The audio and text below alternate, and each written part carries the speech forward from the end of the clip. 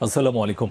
বাংলা সংবাদে আপনাদের সবাইকে স্বাগত জানাচ্ছি। আমি ফিরোজ তোহা। শুরুতেই বিআরবি কেবলস সংবাদ শিরোনাম।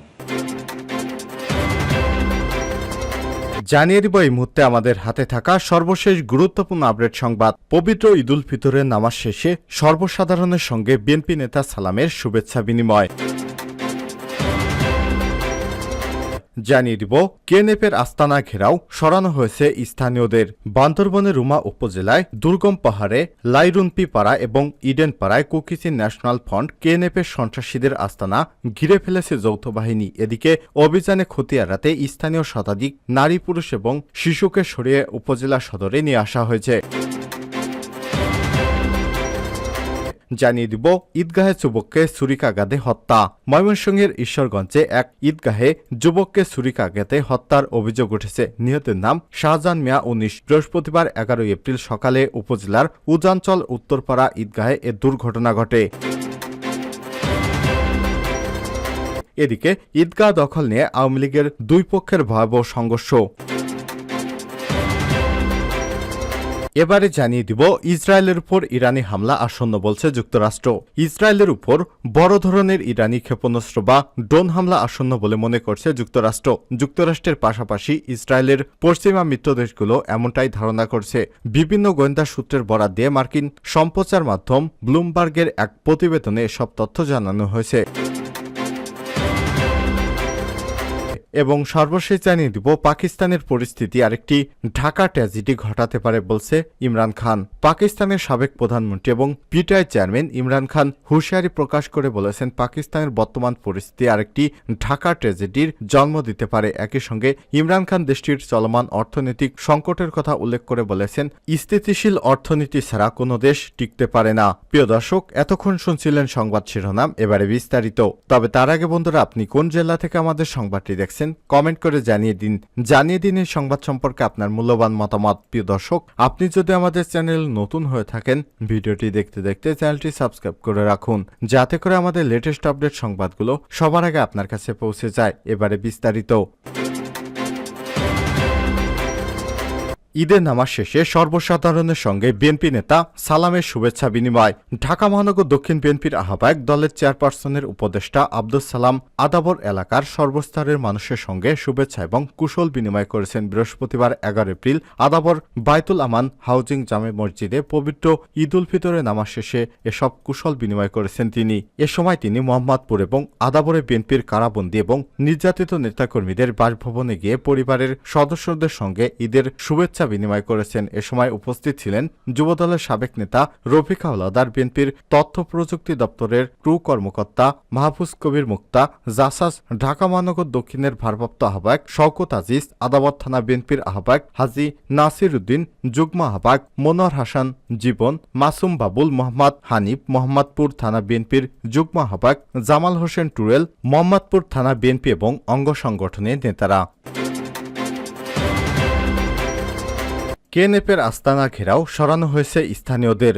বান্দরবনের রুমা উপজেলার দুর্গম পাহাড়ের লাইনরুপি পাড়া এবং ইডেন পাড়ায় কুকিসি ন্যাশনাল ফ্রন্ট কেএনএফের সন্ত্রাসীদের আস্তানা ঘিরে ফেলেছে যৌথ বাহিনী। এদিকে অভিযানে ক্ষতি এড়াতে স্থানীয়দের প্রায় শতাধিক নারী কর্মীদের সরিয়ে উপজেলা সদরে নিয়ে আসা হয়েছে। স্থানীয় সূত্র থেকে জানা গেছে বুধবার ১০ এপ্রিল রাত ১০টা থেকে লাইরুন টিপাড়া এবং ইডেন পাড়া সহ আশেপাশের এলাকায় অভিযানের নামে যৌথ বাহিনী বৃহস্পতিবার ১১ এপ্রিল সকালে শতাধিক নারী এবং শিশুদের নিরাপত্তার জন্য সরিয়ে এনে রুমার লুংঝিপাড়ায় অবস্থিত মারমা এবং ওয়েলফেয়ার অ্যাসোসিয়েশন ভবন এবং বাংলা পাহাড়ে অবস্থিত খ্রিস্টান ফেলোশিপ অব বাংলাদেশ সিএফবি হোস্টেলে রাখা হয়েছে। তাদের জন্য খাবারের ব্যবস্থা করা হচ্ছে। রুমার মারমা ওয়েলফেয়ার অ্যাসোসিয়েশনের সাধারণ সম্পাদক সৈরবপুর সিং বলেছেন, সকাল থেকে ওয়েলফেয়ার ভবনের সামনে বং সম্প্রদায়ের নারী এবং শিশুদের জড়ো করেছে বলে জেনেছি, তবে সেখানে কোনো পুরুষ নেই। এ সময় তিনি বলেন, সম্ভবত তাদের নিরাপত্তার স্বার্থে সব শিশু নারীদের আমাদের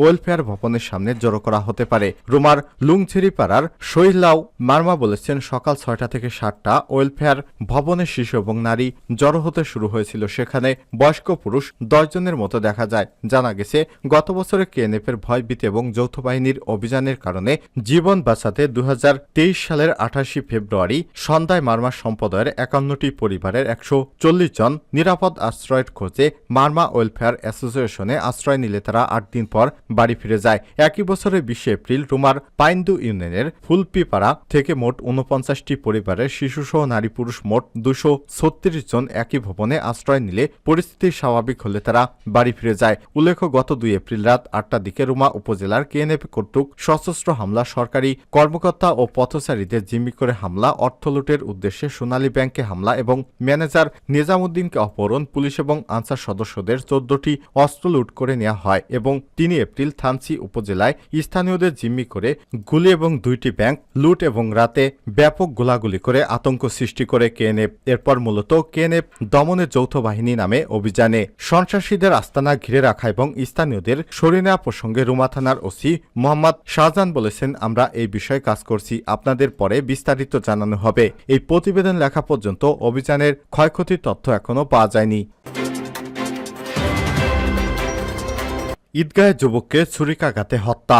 ময়মনসিংহের ঈশ্বরগঞ্জে এক ঈদগাহে যুবককে ছুরিকাঘাতে হত্যার অভিযোগ উঠেছে। নিহতের নাম শাহজাহান মিয়া ১৯। বৃহস্পতিবার ১১ এপ্রিল সকালে উপজেলার উজানচর উত্তরপাড়া ঈদগাহ মাঠে এ ঘটনা ঘটে। তিনি গাজীপুরের একটি পোশাক কারখানায় কাজ করতেন।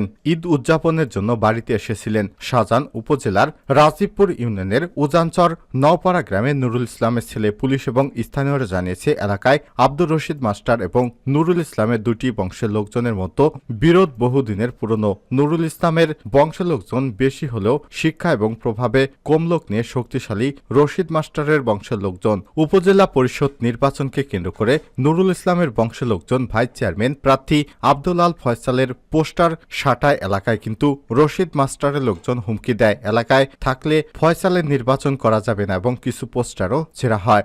বিরোধের জেরে বুধবার ১০ এপ্রিল উচাখিলা বাজারে দুই পক্ষের মধ্যে মারামারি হয়। পরে বৃহস্পতিবার সকালে উজানচর উত্তরপাড়া ঈদগাহ মাঠে নামাজ এবং খুতবা শেষে দোয়ার আগ মুহূর্তে নুরুল ইসলামের ছেলে শাহজাহান মিয়াকে ছুরিকাঘাত করা হয়। তাকে রক্তাক্ত অবস্থায় স্থানীয় হাসপাতালে নেওয়ার পথে মারা যান তিনি। খবর পেয়ে পুলিশ ঘটনাস্থলে গিয়ে রশিদ মাস্টারের ছেলে নাতি পিহান মিয়াকে গ্রেপ্তার করেছে।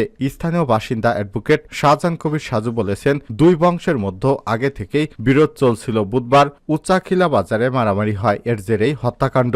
এদিকে ঘটনার পর থেকেই এলাকা ছেড়ে পালিয়েছে রশিদ মাস্টারের লোকজন। এলাকায় উত্তেজনা বিরাজ করায় পুলিশ মোতায়েন করা হয়েছে। ঈশ্বরগঞ্জ থানার ওসি মাজেদুর রহমান বলেন, ভাইস চেয়ারম্যান প্রার্থীর পোস্টার লাগানোকে কেন্দ্র করে বিরোধ তৈরি হয়। ঈদের জামাত শেষে ছুরিকাঘাতে হত্যার ঘটনা ঘটে। ছুরিটি উদ্ধার করা যায়নি। তাৎক্ষণিক একজনকে আটক করা হয়েছে। এই ঘটনায় জড়িত অন্তত ৭ জনের নাম পাওয়া গেছে। তাদের ধরতে পুলিশের অভিযান চলছে। হত্যাকাণ্ডের ঘটনা ঘিরে বিশৃঙ্খলা এড়াতে অতিরিক্ত পুলিশ মোতায়েন করা হয়েছে। ঈদগাহ দখল নিয়ে আওয়ামী লীগের দুই পক্ষের সংঘর্ষ।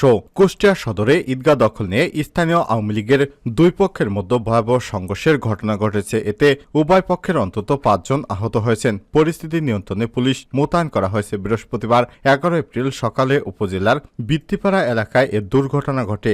ইসলামী বিশ্ববিদ্যালয় থানার ওসি তদন্ত তারেক কালবেলাকে বিষয়টি নিশ্চিত করেছেন। তিনি বলেন, বিশ্ববিদ্যালয় থানা এলাকায় বৃত্তিপাড়া গ্রামে তুচ্ছ ঘটনা নিয়ে মারামারি হয়। পরে দুই পক্ষের পাল্টা ধার ঘটনা ঘটে। এতে উভয় পক্ষের কয়েকজন আহত হন। ঘটনার পর গ্রামে পুলিশ মোতায়েন করা হয়েছে। পরিস্থিতি নিয়ন্ত্রণে রয়েছে। স্থানীয়রা জানায়, বৃত্তিপাড়া গ্রামে বছরের পর বছর ধরে দুটি গ্রুপের মধ্যে সামাজিক বিরোধ চলে আসছিল। তাদের বিরোধ প্রায় সংঘর্ষে রূপ নেয়, যার এক পক্ষের নেতৃত্ব দিচ্ছেন উজানগ্রাম ইউনিয়ন আওয়ামী লীগের সাধারণ সম্পাদক আবু বক্কর সিদ্দিক এবং অন্য পক্ষের বৃত্তিপাড়া ওয়ার্ড আওয়ামী লীগের সভাপতি আবুল হোসেন মেম্বার। গ্রামের ঈদগাহ কমিটি নিয়ে দুই পক্ষের মতানৈক্য চলছিল বেশ কয়েকদিন ধরে। এরই মধ্যে ঈদের দিন নামাজের পর বসে একটি কমিটি গঠনের প্রস্তাব ছিল। সকাল 7:30টার দিকে তুচ্ছ ঘটনা নিয়ে দুই গ্রুপের কর্মী রশিদ ও জামালের মধ্যে কথা কাটাকাটি হয় এবং হাতাহাতি হয়। এর জেরে সংঘর্ষ লাগে। হোসেন মেম্বার গ্রুপের সমর্থক পিন্টু বিশ্বাস বলেন, সকালের ঘটনার পর গ্রামের ব্রিজের উপর বক্কার গ্রুপের লোকজনকে মারধর করা হয়। পরে 8:30টার দিকে ঈদের নামাজে ঈদগাহ দখল নিয়ে দুই গ্রুপের লোকদের মধ্যে সংঘর্ষ লাগে। সেখান থেকে বক্কার গ্রুপের জদ মণ্ডল, আব্দুল্লাহ, শাইন এবং হোসেন মেম্বার গ্রুপের রাজা ও মিন্টু আহত হয়। বক্কার গ্রুপের সমর্থক কামাল হোসেন বলেছেন, আহত জদ মণ্ডলের অবস্থা গুরুতর। জদ সহ 5 জনকে হাসপাতালে ভর্তি করা হয়েছে। কুষ্টিয়ায় অতিরিক্ত পুলিশ সুপার পলাশ কান্তিনাথ বলেছেন, গ্রামে পুলিশ মোতায়েন করা হয়েছে। সংঘর্ষের ঘটনা তদন্ত করে দোষীদের বিরুদ্ধে ব্যবস্থা নেওয়া হচ্ছে।